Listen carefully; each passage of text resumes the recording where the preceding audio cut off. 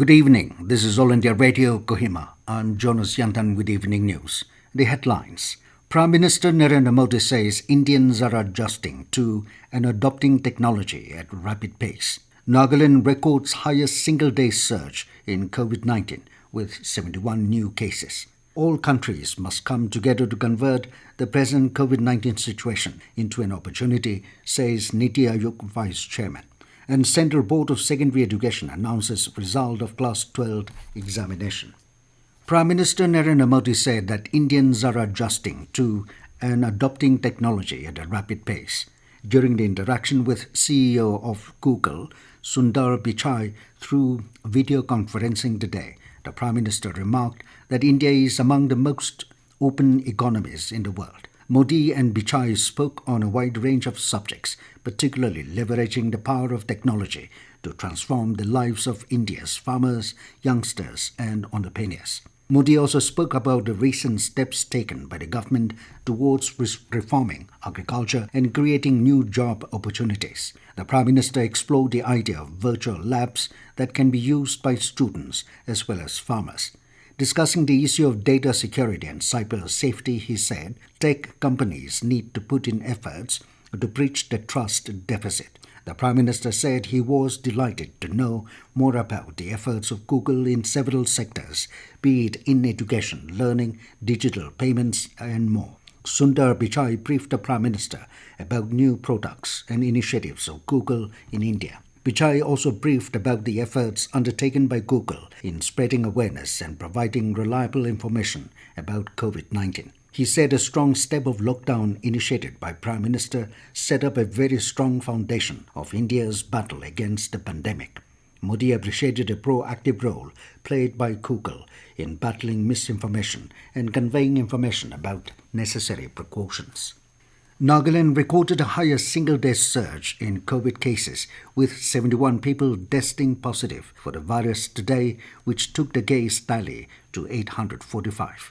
The state had earlier reported the last highest single-day spike on June 22nd, with 69 persons detected with the virus. State Health Minister S. Pangupom tweeted that out of the 71 new cases, 60 are from Dimapur, 7 in Mon and 4 in Kohima. He further updated that 13 patients have also recovered, 10 from COVID-19 Care Centre Jakama, 2 from Dimapur and 1 from Kohima. The minister, however, said all the recovered persons will be kept under strict surveillance.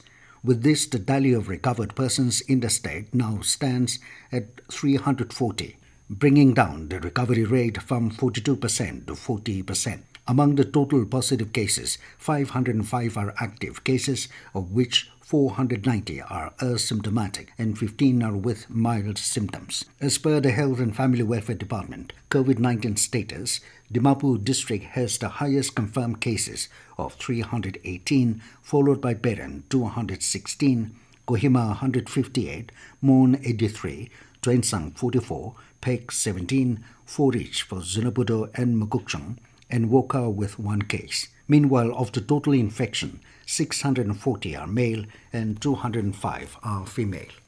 The total number of recovered people affected with coronavirus in the country today crossed the 5.5 lakh mark. The central government said a total of 5,53,471 people have recovered in the country so far, and with this, the recovery rate reached to 63.01%. During the last 24 hours, 18,850 people recovered from COVID-19.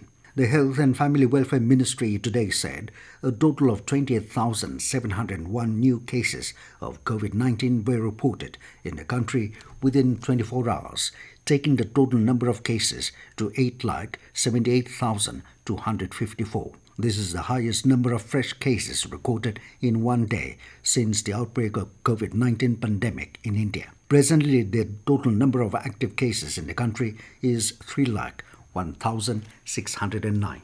NITI Aayog Vice Chairman Dr. Rajiv Kumar said that all the countries must come together to convert the present COVID-19 situation into an opportunity for accelerating the progress towards achieving the Sustainable Development Goals target. He said the role of international cooperation is more critical than ever before.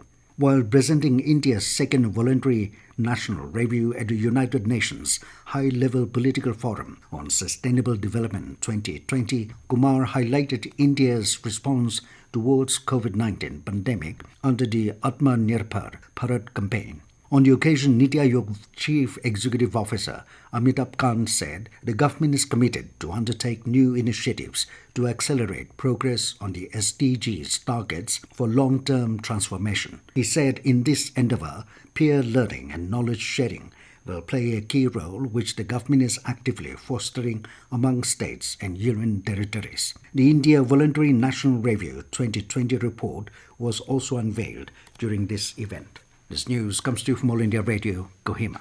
The girls has once again outshined boys in CBSE Class 12 examination. The board today announced the result. The girls have recorded 5.96% higher pass percentage than boys. The overall pass percentage in this examination is 88.78. This year, the CBSE has recorded increase of 5.38% in pass percentage as compared to last year. Trivandrum region has recorded highest pass percentage at 97.67, while Patna region lowest at 74.57.